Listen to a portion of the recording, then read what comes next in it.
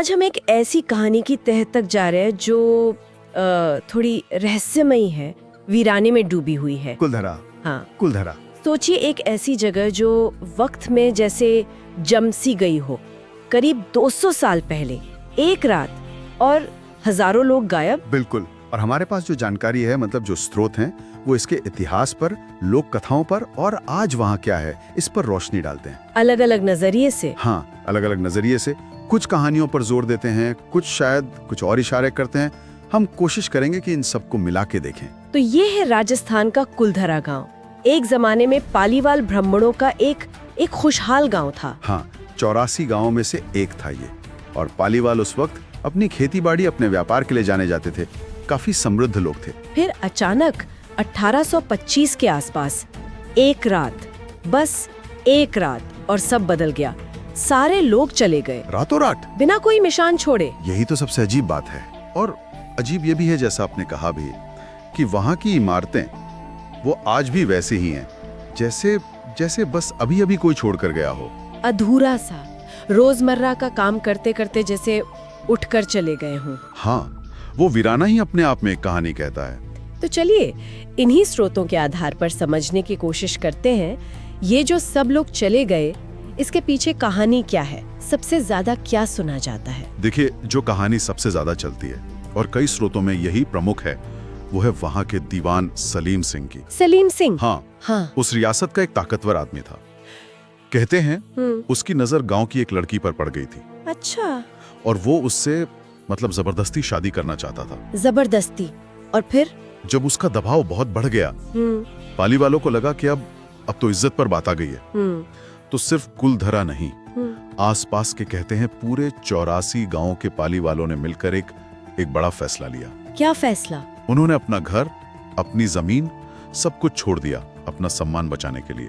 वाह, मतलब पूरा का पूरा समुदाय एक साथ उठ गया। हाँ, ये एकता की और अपने सम्मान की एक बड़ी मिसाल है। कई विवरण यही बताते हैं, रातों रात वो सब निकल गए। लेकिन एक और बात है ना, श्राप वाली। हाँ, वो भी कहानी का एक अहम हिस्सा है। कहते हैं जाने से पहले उन्होंने उस जमीन को, उस गांव को श्राप दिया। श्राप? कैसा श्राप?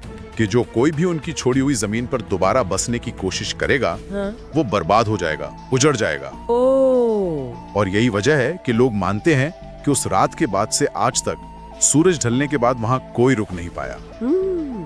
ये श्राप की दहशत आज भी है। तो ये सलीम सिंह, लड़की और फिर ये श्राप, ये कहानी सबसे मजबूत लगती है ना? हाँ, सबसे ज्यादा ये कहानी सुनाई जाती है। हालांकि कुछ लोग दबी जबान में दूसरी वजह भी बताते हैं।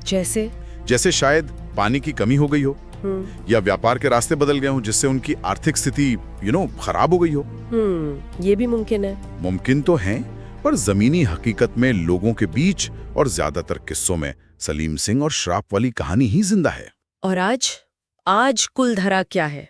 आज कुलधरा वो भारतीय पुरातत्व सर्वेक्षण के तहत एक संरक्षित जगह है, एक वीरान स्थल। लोग इसे भूतिया गांव भी कहते हैं, मैंने सुना है। हाँ बिल्कुल, भूतिया गांव के नाम से मशहूर है। ये एक तरह से उस सामूहिक फैसले का सबूत है, सम्मान के लिए सब कुछ छोड़ देने का, और उस श्राप का भी, जिसने इसे हमेशा के लिए वीरान बना दिया। ऐसा लोग मानते हैं। वो अधूरी इमारतें, वो गवाह हैं। तो हमने देखा कि कैसे एक पूरा गांव रातों रात खाली हो गया। सलीम सिंह की कहानी सुनी, श्राप के बारे में जाना, और आज वो एक संरक्षित खंडहर है। स्रोतों में ये बातें बार बार आती हैं। सही कहा, पर इतनी जानकारी, इतनी कहानियों के बाद भी एक सवाल तो रह ही जाता है। क्या? कि उस रात असल में हुआ क्या था? क्या सिर्फ सलीम सिंह का डर था, या पानी, या कुछ और, कुछ ऐसा जो हमें पता ही नहीं।